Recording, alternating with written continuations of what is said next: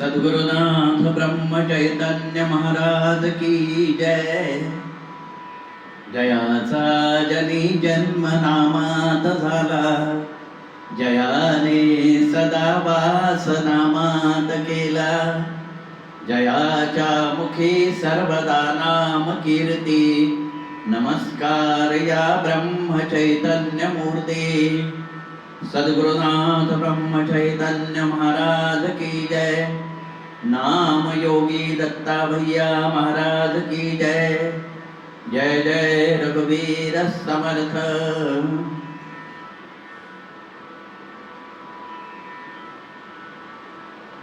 आपणा सर्वांच्या हृदयस्थ भगवंताला वंदन करून मी आजच्या निरूपण सेवेला सुरुवात करत आहे।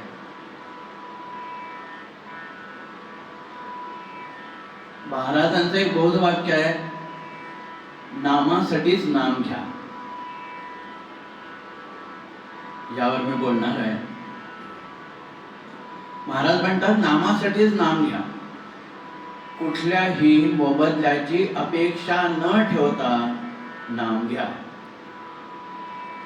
अपेक्षेरहित नामस्मरणाने मन अंतर्मुख होते आणि खरा आनंद सापडतो। भुंगा लाकूड पोखरतो परंतु कमळात अटकतो, त्याचप्रमाणे आपण नाम घेऊ लागलो की भगवंताची स्थिती होते। आपण नाम घेऊ लागलो की भगवंताला आपल्यात अडकावंच लागतं। आता महाराजांच्या म्हणण्यानुसार नाम हे सर्व साधनांचा राजा आहे, सर्व साधनांचा प्राण आहे। सतत नाम घेतल्याने दुर्गुणांची आहुती पडून अहंकाराचं विसर्जन होतं। नामाने आसन शुद्धी होते, नामामध्ये लय साधली जाते, त्यामुळे योग घडतो। थोडक्यात काय, जे योगाने प्राप्त होते तेच नामाने प्राप्त होते। परंतु योगामध्ये कष्ट किती आहे, नामात कुठलेच कष्ट नाही। आता योगाने जे प्राप्त होते तेच नामाने प्राप्त होते।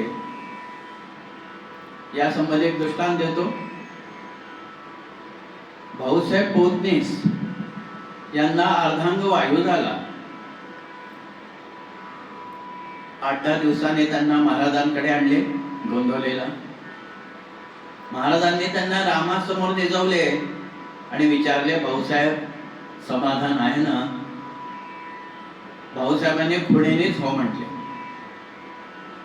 महाराजांनी आपल्या शिष्यांना सांगितलं की यांच्याजवळ बसून तुम्ही नामस्मरण करा आणि ज्यावेळी यांची टाळू फुगेल त्यावेळी मला बोलवा। रात्री 12 वाजता भाऊसाहेबांची टाळू फुगायला लागते। शिष्य महाराजांना जाऊन सांगतात, महाराज येतात, त्यांचं डोकं आपल्या मांडीवर घेतात, प्रेमाने डोक्यावरून हात फिरवतात, म्हणतात, काय योग्यतेचा जीव आहे हा। भाऊसाहेबांचं प्राणोत्क्रमण होतं। थोडक्यात काय की योग मार्गाने जसं प्राणोत्क्रमण होते तसं भाऊसाहेबांचं नाम मार्गाने झालेलं आहे। गजानन महाराजांनी सुद्धा या प्रकारेच देह ठेवला होता, हे आपल्याला सगळ्यांना माहीतच आहे। त्यांची सुद्धा टाळू फुगली होती, मग टाळूवरती लोणी वगैरे लावलं होतं, आपल्या सगळ्यांना ज्ञातच आहे। सारांश काय, तर जे योगाने साधतं तेच नामाने साधतं, परंतु योगामध्ये खूप कष्ट आहेत। योगामध्ये एकेका अवयवावरती विजय मिळवत जावा लागतो। भूक लागली भूकच खावी लागते, तहान लागली तहान प्यावी लागते, थंडी वाजली आकाश पांघरावं लागते। जमेल हे आम्हा प्रापंचिकांना जमेल का? हे नाही जमणार। म्हणून महाराज म्हणतात की तुम्ही नामाचा मार्ग पत्करा, नामाचं अनुसरण करा। जे कुठल्या साधनाने साधणार नाही ते नामाने साधेल, असं महाराज सांगतात। काय या नामाचं कौतुक करताना महाराज म्हणतात की नाम हा सर्वसाधारणचा प्राण आहे. शरीरामध्ये ज्या प्रकारे हृदय हे सर्वात महत्वाचा अवयव आहे, इतर अवयवे गौण आहेत, त्याच प्रकारे साधनांमध्ये श्रेष्ठ साधन नामसाधन आहे. या नामाच्या बाबतीमध्ये प्रल्हाद महाराज असं म्हणायचे की नाम घेणं म्हणजे काय. तर आईला जसं आपण हाक मारतो तसं त्या रामाला हाक मारणं आहे. म्हणजे आईला आपण सगळं काही आणून दिलं, कपडे लत्ते औषध पाणी, तिला हवं नको ते सगळं दिलं, परंतु प्रेमाने तिला कधी आई म्हणूनच हाक मारली नाही, तर तिला आपल्याविषयी स्नेह वाटेल का? नाही वाटणार. उलट आपण तिच्यासाठी जे पण काही करतोय हे तिला डोईजड होईल.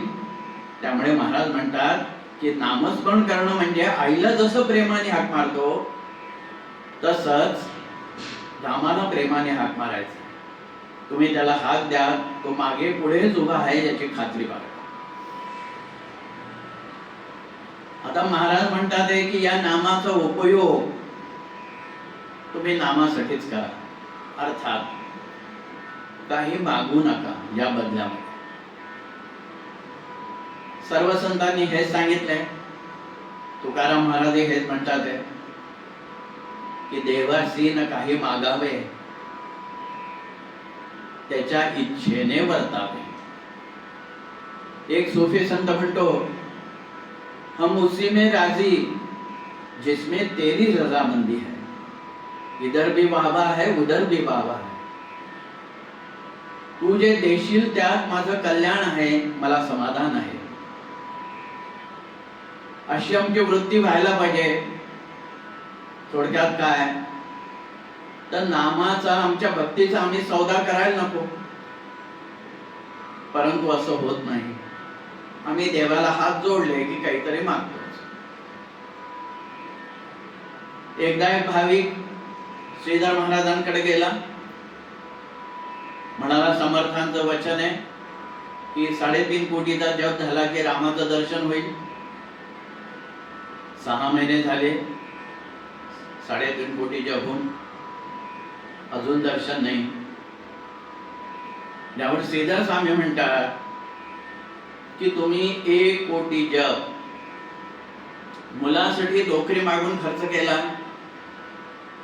2 कोटी मुलीसाठी स्थळ मागून खर्च केला, आता 1.5 कोटी जप राहिला, आणखीन 2 कोटी जप करा म्हणजे रामाचं दर्शन होईल. म्हणायचं काय, तर आमची भक्ती आम्ही तोलत असतो, सतत देवाजवळ मागणी करत असतो, परंतु हे पारमार्थिक नियमांच्या विरुद्ध आहे असं महाराज सांगतात. खरंच आहे, आम्ही देवाशी चक्क सौदाच करत असतो. मग तो कोणी असो, श्रीमंत असो, अडाणी असो, संन्यस्त असो, 90% मध्ये तर हे असंच असतं. एक भिकारी एका देवळाच्या दाराशी उभं राहून भीक मागत असतो.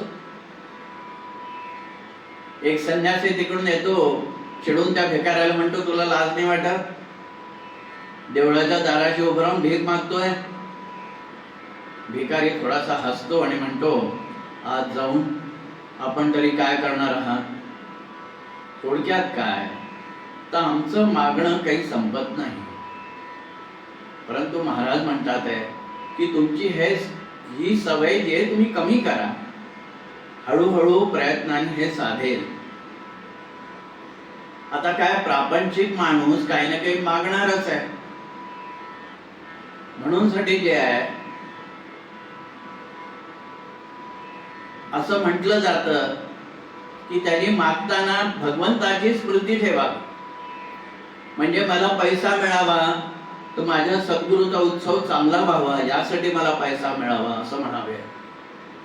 मला पैसा मिळावा, माझ्या सद्गुरूसाठी विभिन्न अलंकार मला करायचे आहेत म्हणून साठी पैसा मिळावा असे म्हणावे, म्हणजे त्याचा दोष थोडासा कमी होईल आणि दुसरं असं म्हटल्यानंतर आपण तसं करावं, हे पण खूप आवश्यक आहे.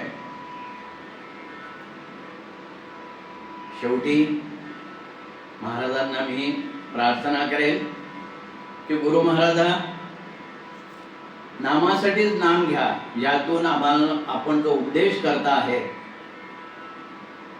तो आम्ही आत्मसात करण्याचा नक्कीच प्रयत्न करू, परंतु त्याच्यासाठी आपली कृपादृष्टी आमच्यावर असणं खूप आवश्यक आहे. आपण आमच्यावर जर कृपादृष्टी केली तरच हे संभव होणार आहे. तेव्हा आपण नेहमीच आमच्यावर कृपा ठेवावी. आम्ही भक्तीची याचना आपल्याकडे करतो आहोत, आपण आम्हाला नामाचे प्रेम द्यावे, एवढं मी महाराजांच्या चरणी प्रार्थना करतो आणि इथेच थांबतो. सद्गुरुनाथ ब्रह्म चैतन्य महाराज की जय. नाम योगी दत्ता भैया महाराज की जय. जय जय रघुवीर समर्थ.